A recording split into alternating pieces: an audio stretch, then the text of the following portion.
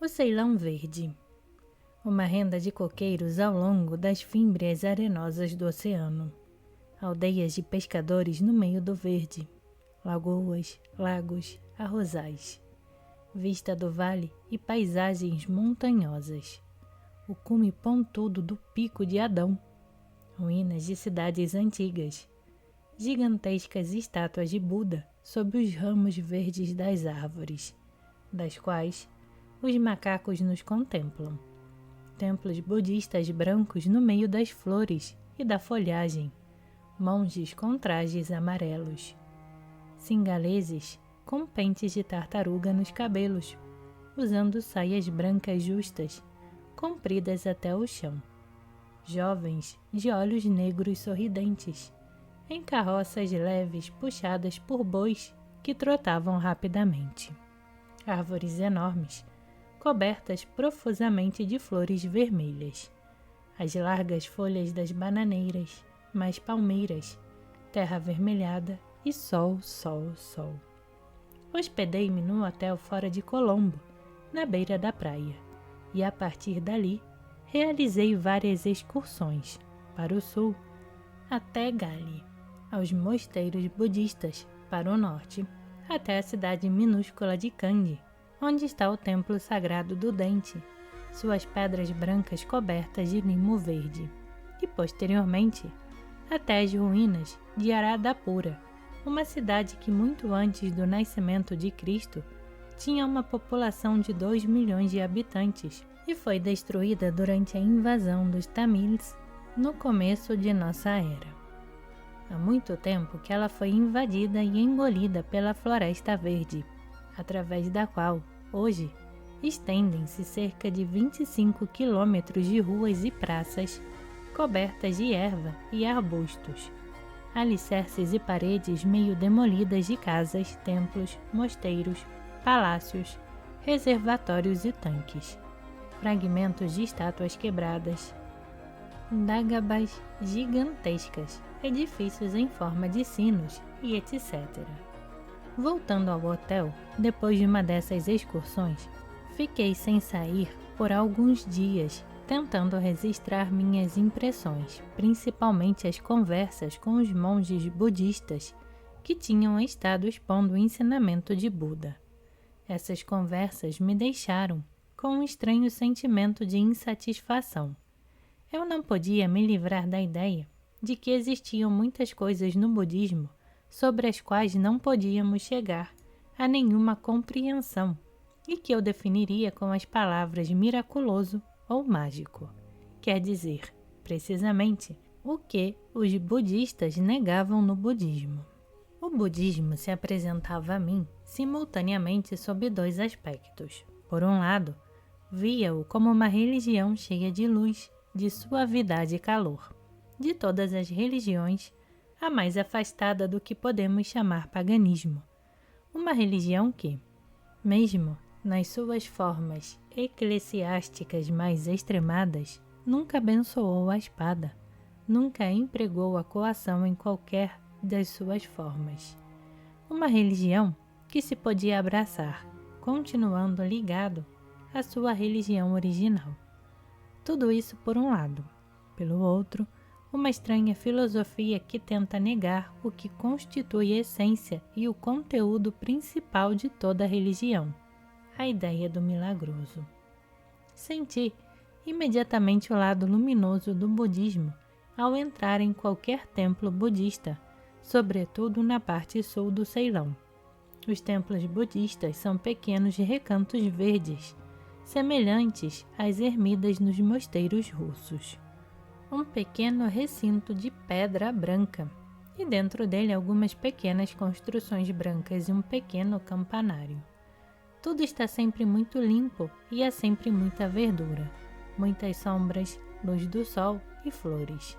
Uma tradicional dagaba, uma ampla construção em forma de sino encimada por uma agulha, erguida sobre um tesouro ou relíquias enterrados. Sob as árvores, um semicírculo de altares de pedra lavrada, e sobre eles flores levadas por peregrinos. E à noite, as luzes de lamparinas e a inevitável árvore sagrada de Bo, cuja aparência lembra o olmo, e permeando tudo, uma sensação de quietude e serenidade que nos afasta do clamor e contradições da vida. Mas tão logo procuramos nos aproximar do budismo, encontramos imediatamente toda uma série de obstáculos e avações formais. Não devemos falar a respeito disso. Buda proibiu até mesmo pensar sobre isso. Isso nós não temos absolutamente, nunca tivemos e nunca poderemos ter. O budismo só ensina como uma pessoa pode se libertar do sofrimento, e isso só é possível sobrepujando em si mesmo o anseio de viver, de prazer, todos os anseios em geral. Nisso está o começo e o fim do budismo. Não há nenhum misticismo, nenhum conhecimento oculto, nenhuma ideia sobre o milagroso, nenhum futuro, exceto a possibilidade de liberação do sofrimento e o aniquilamento. Mas ao ouvir tudo isso, fiquei interiormente convencido de que não era assim, e de que havia muitas coisas no budismo às quais eu talvez não pudesse dar um nome, mas que estavam relacionadas definidamente com o próprio nome de Buda, isto é, o iluminado, e de que precisamente a ideia de iluminação, e por certo, não as teorias áridas e materialistas de liberação do sofrimento, constituía a principal essência do budismo. Essa contradição, que senti de maneira tão forte, não me permitiria escrever. Ela me impedia de formular minhas impressões até mesmo para mim. Ela me fez discutir mentalmente com os budistas com quem tinha conversado. Ela me fez contradizê-los, argumentar com eles, desejar compeli-los a reconhecerem e falarem de alguma coisa de que não queriam falar. Por conseguinte, meu trabalho caminhava muito mal. Tentei por vários dias escrever pela manhã, mas vendo que nada conseguia, passei a fazer uma caminhada pela beira da praia ou a tomar um trem para ir à cidade. Uma vez, num domingo de manhã, quando o nosso hotel, geralmente meio vazio e sonolento, se encheu de gente da cidade, saí cedo. Dessa vez, não fui pela beira-mar, mas pela estrada que ia do litoral para o interior, através de campinas verdes, passando por arvoredos e, de vez em quando, por uma ou duas cabanas. O caminho por onde eu ia levava à estrada principal que seguia de Colombo para o sul. Lembrei-me de que, em algum lugar por ali, devia haver um templo budista em que eu não tinha estado ainda, e perguntei a um velho singalês, que vendia cocos verdes numa pequena parada na beira da estrada, onde ficava o templo. Algumas outras pessoas se aproximaram e, juntando seus esforços, conseguiram de algum modo compreender o que eu queria e me disseram que o templo ficava nessa estrada em direção a Colombo e que um pequeno caminho à direita conduziria a ele. Depois de andar algum tempo, encontrei finalmente entre as árvores o caminho de que me tinham falado e que levava ao templo. Vislumbrei logo o recinto e as portas. Fui recebido pelo porteiro, um singalês muito falador com uma barba espessa e o inevitável pente no cabelo. Primeiro, ele me introduziu no novo santuário, onde se enfileiravam algumas estátuas modernas e muito desinteressantes de Buda e seus discípulos. Então, olhamos para o mosteiro, onde vivem os monges e onde há uma escola para crianças e uma sala para pregação. Em seguida, a Dágaba, em cuja agulha está colocada uma grande pedra lunar, que é mostrada aos turistas, e tanto quanto pude compreender, era considerado o objeto mais notável de todo o templo. Depois, uma árvore bo, imensamente frondosa e aparentemente muito antiga, que mostrava, por sua idade, a antiguidade do templo. Debaixo dessa árvore havia uma sombra profunda, na qual, evidentemente, o sol nunca penetrava, pois os altares de pedra que ali se encontravam estavam cobertos de um fino musgo verde. Havia alguns lugares extraordinariamente pitorescos entre os edifícios e as árvores, e eu me lembrei de ter visto antes fotografias deles. Finalmente, fomos ver o velho santuário. Era sem dúvida uma construção muito antiga, comprida, com um andar, colunas e uma varanda. Como sempre acontecia nesses santuários, as paredes internas estavam cobertas de pinturas brilhantes, representando vários episódios da vida do príncipe Gautama e das outras encarnações de Buda. O guia me disse que na segunda sala havia uma estátua muito antiga de Buda, com os olhos de safira. Nas estátuas, Buda está de pé, sentado ou reclinado. Esse era um Buda reclinado. Quando entramos na segunda sala do santuário, ela estava muito escura, porque a luz que vinha da porta por onde entramos não podia chegar até lá. Acendi um fósforo e vi por trás de uma gelósia de cristal, estendida ao longo de toda a parede, uma imensa estátua deitada de lado, com uma das mãos sob a cabeça, e o estranho fitar de olhos que não me encaravam e, no entanto, pareciam me ver. O porteiro abriu outra porta, e na pálida luz que penetrou onde eu estava, a face do Buda apareceu diante de mim. Era um rosto com aproximadamente 1 metro de comprimento, pintado de amarelo, com linhas negras fortemente marcadas em volta das narinas, da boca e das pálpebras, e com grandes olhos azuis. Esses olhos são safiras verdadeiras, disse-me o guia. Ninguém sabe quando essa estátua foi feita, mas ela tem, com certeza, mais de 1000 anos.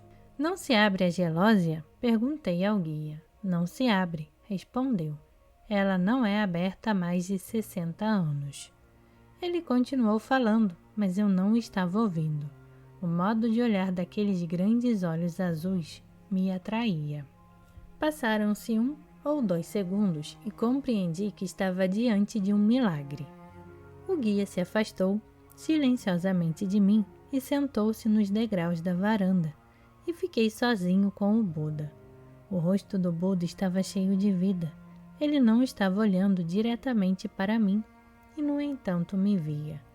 A princípio, me senti apenas maravilhado. Eu não tinha e não podia ter esperado nada semelhante, mas logo em seguida, a surpresa de todos os outros sentimentos e pensamentos se diluíram em novas e estranhas sensações. O Buda me via em mim o que eu próprio não podia ver, tudo que estava oculto nos recantos mais secretos de minha alma. E esse olhar, que por assim dizer me atravessava, comecei a ver tudo isso em mim. Tudo que era pequeno, supérfluo, agitado e perturbado veio à superfície e se expôs sob esse olhar. A face do Buda estava muito calma, mas não inexpressiva, e cheia de pensamento e sentimento profundo. Estava descansando ali, mergulhado em pensamentos, e eu cheguei. Abri as portas e permaneci diante dele, e agora ele estava involuntariamente julgando-me. Mas não havia censura nem reprovação em seu olhar. Este era extraordinariamente sério, calmo e cheio de compreensão. Mas quando tentei me perguntar o que a face do Buda expressava, dei-me conta de que não podia haver resposta. Sua face não era fria nem indiferente. Por outro lado, seria totalmente errado dizer que ela expressava calor, simpatia ou compaixão. Tudo isso seria pequeno demais para lhe ser atribuído. Ao mesmo tempo, também seria errado dizer que a face do Buda expressava grandeza sobrenatural ou sabedoria divina. não era uma face humana, contudo, ao mesmo tempo, uma face que os homens não podem esperar ter. Senti que todas as palavras que pudesse ter à minha disposição estariam erradas se aplicadas à expressão dessa face. Só posso dizer que aqui havia compreensão. Comecei simultaneamente a sentir o estranho efeito que a face do Buda produzia em mim. Toda a escuridão que brotava das profundidades de minha alma parecia se iluminar. Era como se a face do Buda me transmitisse sua calma. Tudo que até então tinha me preocupado e parecia tão sério e importante, agora se tornou tão pequeno, insignificante e indigno de atenção, que eu só me surpreendi como podia ter me afetado tanto. E percebi que, por mais agitado, preocupado, irritado e dilacerado por sentimentos contraditórios que o homem pudesse estar ao chegar aqui, ele partiria calmo, tranquilo, iluminado, compreendendo. Lembrei-me de meu trabalho, das conversas com os budistas, de como não consegui tornar claras para mim certas coisas referentes ao budismo, e quase ri, como tudo tinha sido inteiramente inútil. Todo o budismo estava nessa face, nesse olhar. E de repente pareceu-me compreender certas coisas que Buda tinha proibido os homens de falar, coisas acima da razão e das palavras humanas. Ele não estaria certo? Aqui eu vi e senti essa face, e contudo não podia dizer o que ela expressava. Se, apesar de tudo, tentasse traduzir isso em palavras, seria ainda pior, porque seria uma mentira. Talvez esteja nisso a explicação da proibição de Buda, e ele também disse que tinha comunicado todo o ensinamento e não existia nenhuma doutrina secreta. Isso não poderia significar que o segredo não estava oculto em palavras secretas, mas em palavras conhecidas de todos, mas não compreendidas pelos homens? Não seria possível que esse Buda fosse a solução do mistério, a chave para ele? A estátua toda estava aqui, diante de mim. Não havia nada secreto ou oculto nela, mas mesmo assim eu podia dizer que havia. E outras pessoas podiam vê-la e compreendê-la na medida em que eu o fiz, porque ela era desconhecida. Deve ser porque as pessoas não conseguem notá-la, assim como não conseguem ver a verdade oculta nas palavras de Buda a respeito da liberação do sofrimento. Olhei para esses profundos olhos azuis e senti que, embora meus pensamentos estivessem perto da verdade, ainda não eram a verdade, porque esta é mais rica e variada do que qualquer coisa que possa, possivelmente, ser expressa em pensamentos e palavras. Ao mesmo tempo, percebi que essa face continha realmente todo o budismo. Não era preciso livros, nem discursos filosóficos. No olhar de Buda está tudo. Só é preciso vir aqui e ser tocado por esse olhar. Saí do santuário com a intenção de voltar no dia seguinte e tentar fotografar o Buda. Mas para isso, seria necessário abrir a gelósia. O porteiro com quem falei a respeito disse-me novamente que ela não podia ser aberta. Entretanto, parti com a esperança de resolver isso de algum modo no dia seguinte. Na volta ao hotel, surpreendeu-me como podia ter acontecido que o Buda fosse tão pouco conhecido. Eu estava inteiramente certo de que ele não era mencionado em qualquer dos livros sobre o Ceilão que eu possuía. E assim era de fato. No grande Book of Ceylon, de Cave, havia realmente uma gravura desse templo. O pátio interior com a pequena escada de pedra que conduz ao campanário e o velho santuário em que está o Buda, e até mesmo com o mesmo porteiro que me guiou, porém nenhuma palavra sobre a estátua. E tudo isso parecia o mais estranho de tudo, porque além da importância mística desse Buda e de seu valor como obra de arte, era certamente um dos maiores Budas que eu vira no Ceilão, e além disso, tinha olhos de safira. Não podia imaginar como ele não tinha sido notado ou tinha sido esquecido. A razão se encontra, por certo, no caráter intensamente bárbaro da multidão ocidental que penetra no Oriente e em seu profundo desprezo por tudo que não sirva aos propósitos imediatos de lucro ou diversão. Uma vez ou outra, o Buda foi provavelmente visto e descrito por alguém, mas depois foi esquecido. Os singaleses, sem dúvida, sabem da existência do Buda com olhos de safira, mas para eles este apenas existe, do mesmo modo que o mar ou as montanhas.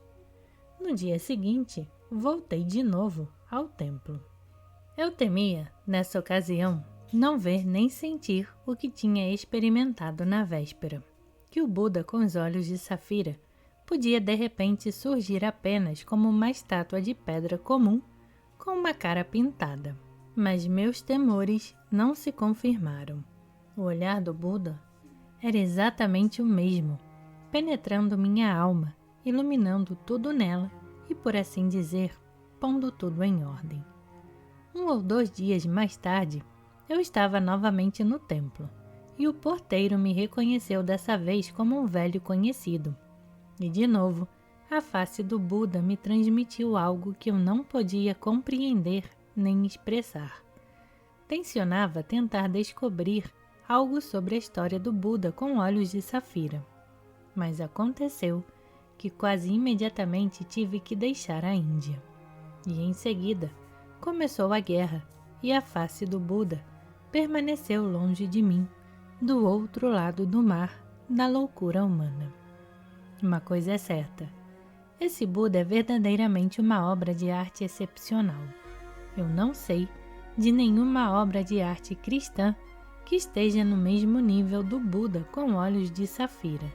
Quer dizer, não sei de nenhuma obra que expresse em si mesma tão completamente a ideia do cristianismo, como a face desse Buda expressa a ideia do budismo.